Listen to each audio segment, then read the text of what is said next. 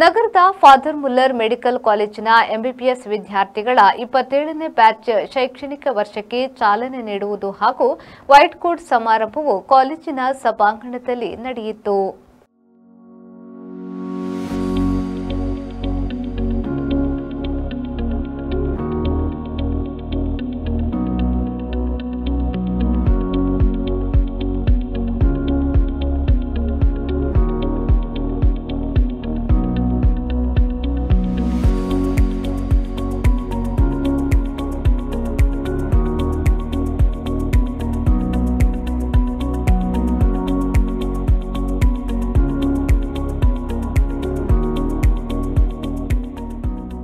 ಮುಖ್ಯ ಅತಿಥಿಯಾಗಿ ಪಾಲ್ಗೊಂಡ ಕ್ಯಾಥೋಲಿಕ್ ಶೈಕ್ಷಣಿಕ ಮಂಡಳಿಯ ಕಾರ್ಯದರ್ಶಿ ವಂದನೀಯ ಡಾಕ್ಟರ್ ಲಿಯೋ ಲಸ್ರಾದ್ ಅವರು ಮಾತನಾಡುತ್ತಾ 3 ದಶಕಗಳ ಹಿಂದೆ ವೈದ್ಯರಾಗುವುದಕ್ಕೆ ತಮಗಿದ್ದ ಉತ್ಸಾಹವನ್ನ ನೆನಪಿಸಿಕೊಂಡರು.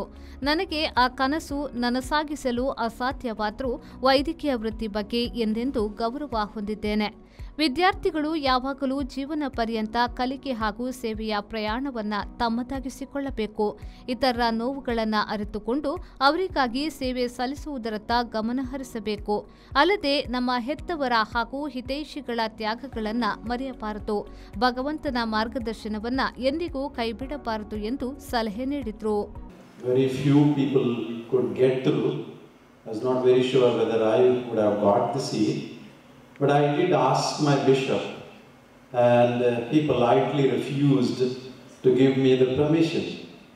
I asked my father, he looked left and right. I knew he did not have the financial resources to see me as a doctor. But then I'm so delighted to see 148 and 2 more to come, and many other students in and around Mangalore who have the opportunity to realize your dreams of your life, which many years back people like me and many others probably did not have for various reasons.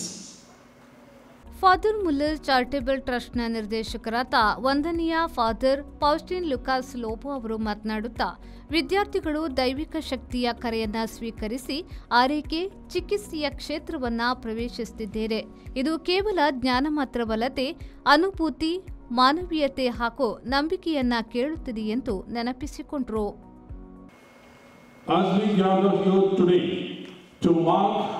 The beginning of your journey into the noble profession of medicine, let us reflect upon a truth from the Holy Scriptures from Ephesians chapter 2 verse 10.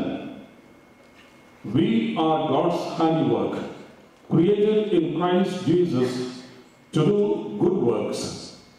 Indeed, healing is God's work, and we as doctors, nurses, caregivers and educators are mere instruments in His hands. To choose the vocation of a doctor is to answer a divine calling, to become a healer of His creation, to touch lives with skill, compassion and reverence. ವೈದ್ಯಕೀಯ ವೃತ್ತಿಗೆ ಹೊಸದಾಗಿ ಪಾದಾರ್ಪಣೆ ಮಾಡುವ ವಿದ್ಯಾರ್ಥಿಗಳು ಸೇರ್ಪಡೆಯನ್ನ ಸಂಕೇತಿಸುವ white coat ಸಮಾರಂಭದಲ್ಲಿ ವೈದ್ಯಕೀಯ ಶಿಕ್ಷಣ ಘಟಕ ಮುಖ್ಯಸ್ಥ ಪ್ರೊಫೆಸರ್ ಡಾಕ್ಟರ್ ನಾಗೇಶ್ ಕೆ ಅವರು ರಾಷ್ಟ್ರೀಯ ವೈದ್ಯಕೀಯ ಆಯೋಗದ ಮಾರ್ಗಸೂಚಿಯಂತೆ ಪ್ರತಿಜ್ಞಾವಿಧಿ ಬೋಧಿಸಿದರು. ಮೊದಲ ಬಾರಿಗೆ ವೈದ್ಯರು ಧರಿಸುವ ವೈಟ್ ಕೋಟ್ ಧರಿಸುವ ಮೂಲಕ ವಿದ್ಯಾರ್ಥಿಗಳು ಹೆಮ್ಮೆ ವ್ಯಕ್ತಪಡಿಸಿ ಆರೈಕೆ ಚಿಕಿತ್ಸೆಯ ಪವಿತ್ರ ಜವಾಬ್ದಾರಿ ನಿರ್ವಹಿಸುವ ಪ್ರತಿಜ್ಞೆಯನ್ನ ಸ್ವೀಕರಿಸಿದ್ರು. ಸಮಾರಂಭದ ಭಾಗವಾಗಿ ಫಾದರ್ ಮುಲ್ಲರ್ಸ್ ಆಸ್ಪತ್ರೆಯ ಆಡಳಿತಾಧಿಕಾರಿ ಫಾದರ್ ಜಾರ್ಜ್ ಜೀವನ್ ಸಿಕ್ವೇರಾ ಅವರು ಪ್ಲಾಸ್ಟಿಕ್ ಫ್ರೀ ಕ್ಯಾಂಪಸ್ ಅಭಿಯಾನಕ್ಕೆ ಚಾಲನೆಯನ್ನ ನೀಡಿದ್ರು.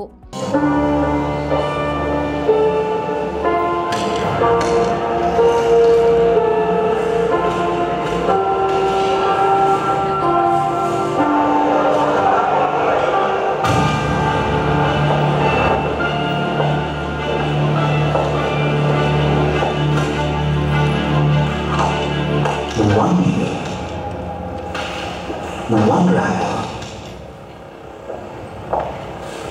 one bag. It feels like it's just one, doesn't it? Every act of care should not create harm. Your convenience is turning into our crisis. What you throw away in a second, we struggle with it forever.